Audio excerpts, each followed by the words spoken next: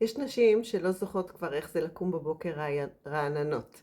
הן ישנות, לפעמים אפילו 7-8 שעות, אבל בבוקר הגוף כבד, הראש עייף, והתחושה היא כאילו הלילה בכלל לא מילא מצברים. אז מתחיל היום עם קפה, ועוד קפה, צריך להתעורר, ומשהו מתוק בצהריים בשביל להחזיק, והן כבר בטוחות שככה זה.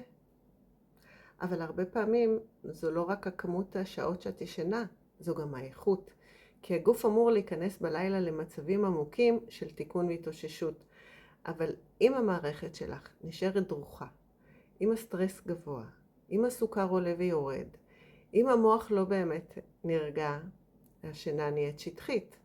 ואז גם אחרי לילה שלם את עדיין מרגישה מותשת.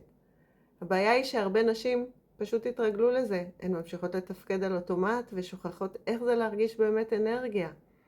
לא איך לשרוד את היום, אלא לקום עם גוף קל יותר, עם נשימה יותר עמוקה, עם פחות מאבק פנימי, והאמת, הגוף יודע להתאושש הרבה יותר ממה שנדמה לנו.